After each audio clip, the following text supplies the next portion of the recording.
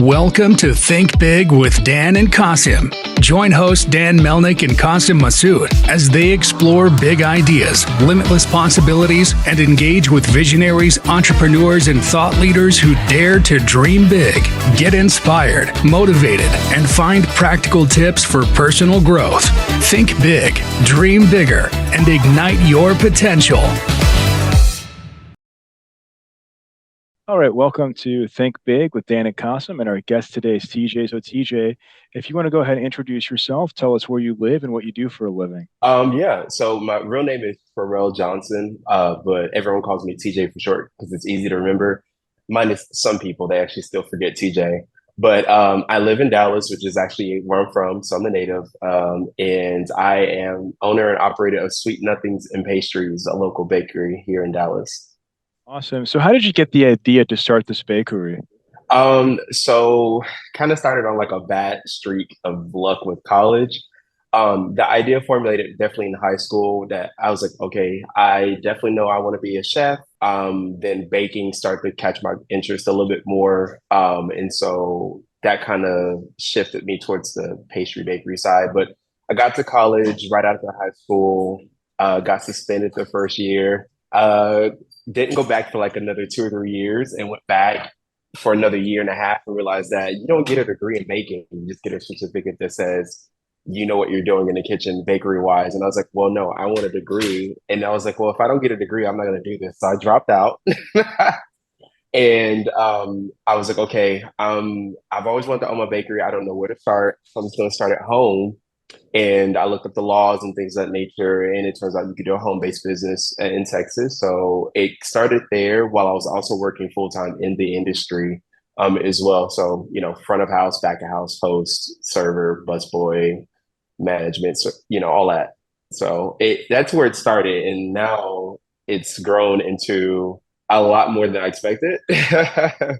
But I now have entered into a shared storefront space, and it's a whole nother realm, chaos to operate in and work with. But it's a lot of fun, but it's a lot of lessons being learned as we speak. Yeah, definitely. So can you talk more about that? Like being in a store, I'm sure there's definitely lots of advantages because people can actually taste your product, maybe even like try samples.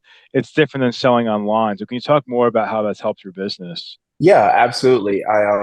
It's increased my visibility as far as like, of course, the branding purposes. And then, like you said, it's a physical location where people can actually walk in. For years, and even now, I have people asking like, "Hey, can I come in and buy something, or I need to pick this up, or what do you have on hand?" And beforehand, I was like, "Yeah, I mean, you can come to my apartment if you want to, but I don't have anything ready." So now it allows me to have more accessibility, or rather, my clients or even future clients to have accessibility to my product. And overall, it's a nice place to be able to actually have a platform or actual space to display it versus like, using online purposes or social media to suffice. And sometimes that's not enough. Some people can be okay with that. Some people aren't. It has its advantages for sure.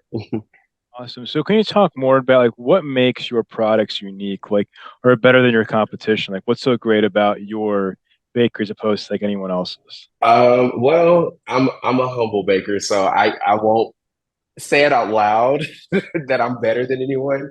Because at the end of the day, I feel like it's only a competition if we make it a competition. Because at the end of the day, we're all just trying to pay our bills. Even the corporations like tips, treats, and such. I feel like what's niche about me is my customer service, and my product itself. Honestly, it's just the creativity that I have with it. I have some, pretty simple recipes, like your general chocolate, vanilla kind of things, but I do love flavor profiling. So ever so often and really a lot, I try to play with flavors and do something different and not compare, but use contrasting flavors that people never think of. And that's now that I have a storefront, I can actually do that more often and have a way to showcase that. So it gives people an opportunity to not only try it, but also want to come back. And they could say, oh, well, Snap Pastries is the only place I've got this, lemon, white chocolate, crushed pepper cupcake, whatever flavors I decide to do. But ultimately, my uniqueness is my creativity and my customer service, since that's the majority of my background. That's great. Human factor is always matchless in this case for sure. Hmm. Uh, but I'm a tech person, so I always talk about the tech. So, how do you incorporate technology in your daily business? Well, I mean, I've learned about a few systems. One thing for sure that's helped me a lot is I don't know how tech it is, but QuickBooks has been like a big help in keeping the back Mhm. end organized. Not just the numbers, but also overall just accounting purposes.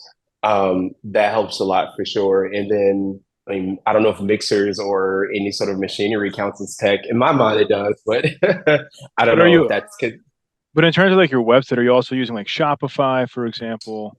Oh, well then, yeah, absolutely. So my website right now is hosted through Wix, which I'm eventually gonna nix that because I hear one more bad thing about Wix. I'm gonna, I'm gonna scream because I'm like, okay, y'all, okay, I get it. Wix is not the best. It's totally fine, but it's what I started with, and it's what I'm rolling with right now until I can get to that, that problem in a sense. Because really, it is somewhat of it's somewhat of a problem because Wix is great in its own right for those who know how to use it. But for somebody who's doing this himself, for the most part, it would help if I had another like host website or another type of website that I could edit and do things myself easily without having to pay someone. Not that I don't mind, but when you're just starting out in the storefront, you don't really have, disposable income to be like, oh yeah, let me buy this service, let me buy this service, let me hire this person and such. So, but yeah, for now I use Wix. I don't know if Google Profiles counts. I have one of those. And at one point I was using Thumbtack as a means of like, gaining clients or whatnot, but that got nixed because I heard some bad things about that too. In my experience with Thumbtack, it's kind of the same like with Wix. It's not terrible, but I could definitely see what the negative comments. I could see the validity in those comments because I'm like, okay, I'm starting to experience some of those things. So maybe I should consider switching over. So Shopify has been getting a lot of hoorah lately. So I'm starting to think that maybe I should switch over to them. Sure. So, do you like AI, like artificial intelligence? Today is the age of AI when like everybody is getting benefits out of it. So, Mhm. do you think it can be suitable or it can do something good for your business or for you maybe? I think so. Yeah, it has its benefits. I've actually played around with AI a bit on my website when editing, certain things. I've only learned a little bit about AI. Of course, it's been the talk of the town for like the last, I wouldn't say the last year. It's probably been a lot longer than that. And we're just now getting more information about it and it's becoming more of a forefront thing now. But I see no problem with AI completely. I can't really speak too much about it because I personally, again, I never used it much. But I think it has its benefits just like any other technological advance if used correctly. I've heard great things about it. I've also heard some bad things about it. So until I get my fingers on it and use it a little bit more, then I think it's okay in my book so far. Awesome. So can you talk more about like what a typical day looks like for you? Like, are you baking everything yourself or like, like at the store? Like, what does that look like? So right now I am taking things up pretty slow. I'm kind of working hybrid. I'm working from home and also from the kitchen. So I work 2 days out of the kitchen, Fridays and Saturdays to be specific. And then all the other days are spent working from home. But a typical day is not a thing for me. It's not a thing for me. I don't have this schedule where like, oh, I wake up and I bake and I go do this, I do invoices. It's like, no, I plan my week and then the chaos just somehow, like water, it just flows in and just fits wherever it can. And most days are pretty smooth. Some days are a bit much, but I guess if I had to sum it up, a typical day that I would like or that has happened more often since the storefront has been, like I said, hybrid. So most days I'm home. So it's, sending out invoices, it's emailing clients, it's reaching out, networking, it's shopping, a lot of shopping, for supplies or ingredients and things like that. And then overall, it's just continuing to plan out my week because a lot of times my week will change during the week or early in the week.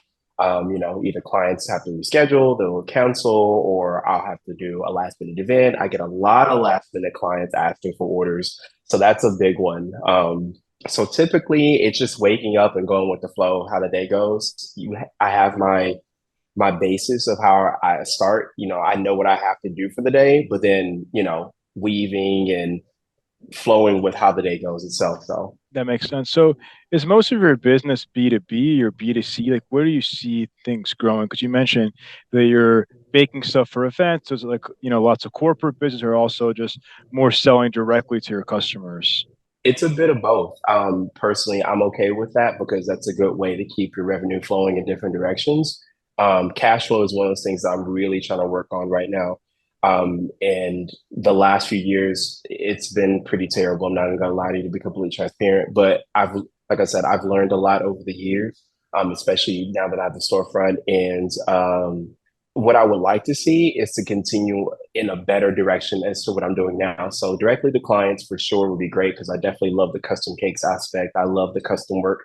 But catering, I love as well. And I know on both ends between the clients, my direct clients, and other businesses, being a vendor for them or wholesaler for them could be a great revenue factor as well for me. So in the future, I just want to be in a space where I have the bandwidth to be able to do both with the staff Hmm. attached to it. So because right now it's really just me, and it's a lot. It's a lot. So I'm having to really adjust and cut out a lot of different things that bring in revenue because I don't have the physical bandwidth to do it. But I know right now, like I said, it's just where I'm at right now. I'm not mad about it. I know I'm growing. So my future that I'm looking forward to. 100%. I think that's like any business, right? You're going to have challenges. And I think if you're growing, month over month or year over year, and you're seeing that progress, like that's what it's all Mhm. about. Like it takes time, and I think everybody who we speak to always tells the same thing. It always takes longer than you think it's going to take, but it's if you're seeing that progress year after year. Okay, like I'm going in the right direction. Yeah, absolutely. I totally agree with you. Awesome. So, in terms of like the bigger vision, like, do you see yourself maybe even making products that are going to be in stores like an HEB or Central Market, or do you think it's more of just like a local bakery and capturing like the Dallas market? Oh, definitely the second. Definitely the second. I have nothing against anybody who decides to do that. I know a few businesses that are in stores, and that's great. That's great for them. That's not what I want. I'm a very local kind of person. I'm a very down to earth kind of person, meaning I will prefer to deal with different types. I like talking to people, and I feel like where I'm at and the direction I'm going will allow me to do that. Because it's gonna sound really crazy, but I'm not in this for the money. And people have shot me down plenty of times for saying that, like, you're crazy. Why are you a businessman? Why are you an entrepreneur? And I'm like, well, guys, the way I see it is, it's like I know what I'm doing. I believe in my talent, and I call it a gift, but I know my gift will bring in the money from the moment I had confidence of what I do from when I first started up to now. As long as I put the product out there and I'm doing what I can to advertise it or to get it known or to let people see it, there are going to be people who want to buy it. And to me, that's just like the simple version of business because we all started off where all these major corporations started off as mom and pop and literally all they did was exist and just say, "Hey guys, I'm a local McDonald's. McDonald's, for example, I'm a local hot hamburger joint. Like, and my burgers are only like 10 cents a pop. Like, come on down here to McDonald's and get you a burger." And then it just grows and it just grows and it grows. As long as you're growing with that growth personally and professionally, the money will come. 100%. And No, I say the same yeah, thing, by the way. It's like, no, it's like you have to be passionate. If you're just in something, quote unquote, for the money, you're never going to be successful because you're just, you're not passionate about it. It's like you're thinking yeah, about the wrong thing. Obviously, listen, yeah, you want to charge as much as you can, as much as you are worth. But at the same mhm, time, like, you have to focus on the value. Like, I'm sure for you, it's the same thing. But for us, it's like, okay, like, if somebody tells me, okay, like you did a great job on their website or whatever, like that's a great, you're like, okay, like, this is like, that makes my day. And I'm sure for you, when you get that positive feedback, oh, wow, this like, you made all this for my, kid's birthday. And this is amazing, best desserts ever. You're like, wow, like this is why you do it, right?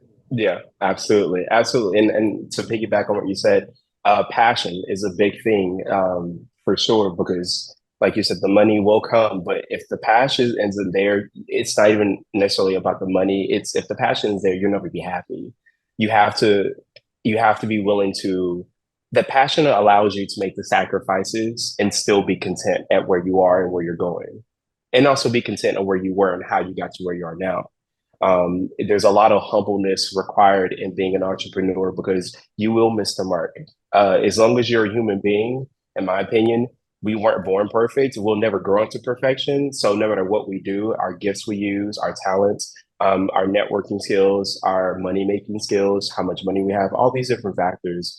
If you just genuinely do not have a passion for living and just a humbleness about you, you'll never be happy with yourself and you'll never be happy with what you put out and what you get back, whether it be from clients or be from family or any otherwise. So Yeah, awesome. So if I'm going to go to your store, can you talk a little bit more about like what kind of desserts would I expect to see? Like, what is your specialty that you're making and you're selling? yeah, absolutely. So right now, as I said, bandwidth wise, it's just me. So what I've been putting out so far is just simple things: cupcakes, individual cupcakes, cookie packs. I throw in a few special items in there. Maybe I might do some cake pops if I have time or extra cake left over. I've done brownies at one point. And then I just created or curated these beverages that I call teas and coolers, which the idea actually, the name of the product came from the person I'm sharing the space with, Val from Val Cheesecakes. He actually coined that name. And I said, actually, that's a pretty great name. So credit to Val for that. But the drinks themselves, I curated the recipes and whatnot. So it's two options right now. And then I have a savory dish that I created years ago while working for Val. The context there, I used to work for Val for 4 years. And it was an idea that I was just kind of throwing out there. And he's like, that's never been heard of. You should totally do that. Fast forward later.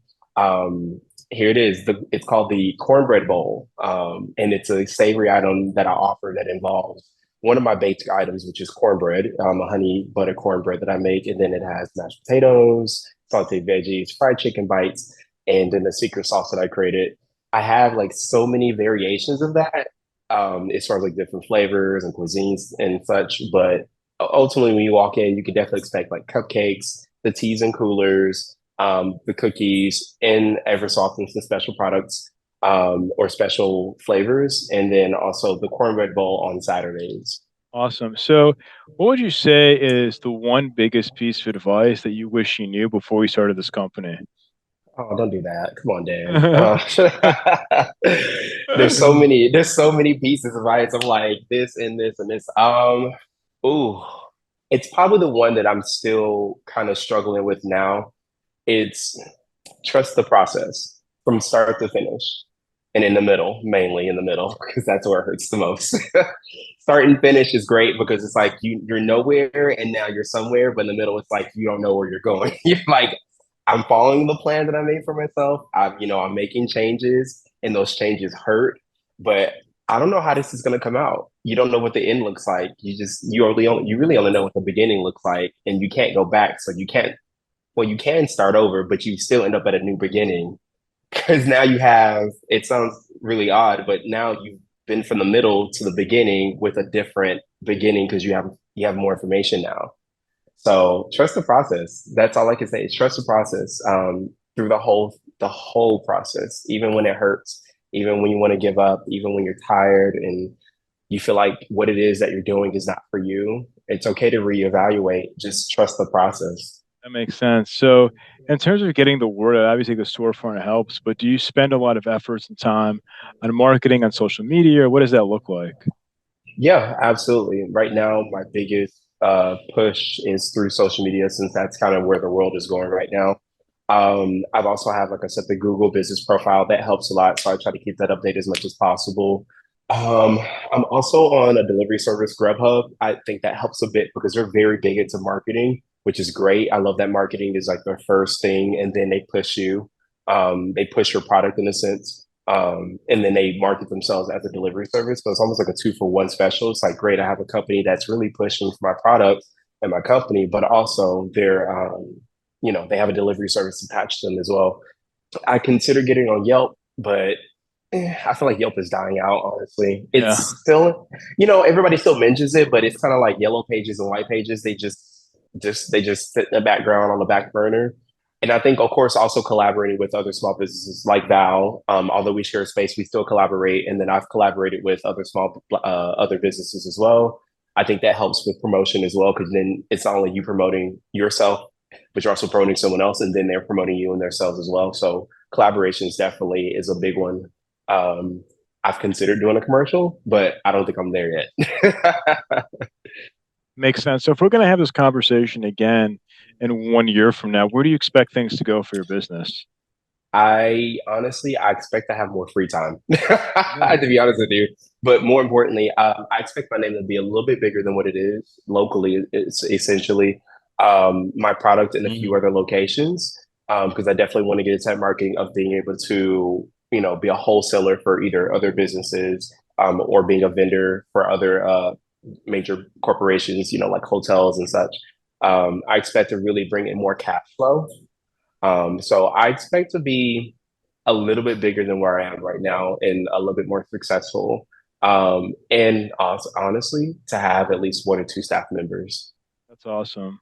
So if somebody watching this wanted to reach out to you, do you mind sharing your website and social media handles? Yeah, absolutely. So you can honestly, the easiest way to do it is to Google Snaps Pastries, and it'll bring up not only my Google profile, it'll bring up social media, as far as Facebook or Instagram, because it's the same across the board.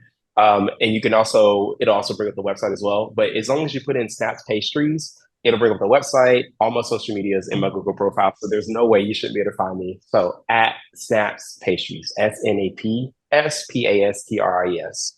Should I slow it down? Nice. Awesome. Yeah. Awesome. Well, TJ, I want to say thank you so much for your time. We're rooting for you. Hopefully, you keep growing here in Thank you. Dallas. And yeah, thank you so much. Thanks, I appreciate TJ. it, guys. Thank you so much, guys. It was great meeting y'all, talking to y'all. Let me know if you Thanks. need anything Bye-bye. sweet. I always have extras. Yeah. I'm in Uptown, so Yeah. I got to go check it out. Where's your store, by the Oh, way? so I'm off of Akron and 30. So if you're familiar with downtown, it's just on the other side of Highway 30, adjacent to Hotel Lorenzo. It's the old Piggly Wiggly building right there off of Akron and Griffin. It's just right there. You can't miss it. I got to stop by then. Okay, it sounds great. Please, hey, Nice. come on in. Awesome. Thanks, TJ. Thank you. Thanks, TJ. Cool. Have a good rest of Bye-bye. your Thank you, day. guys. All right, bye. Take care, y'all.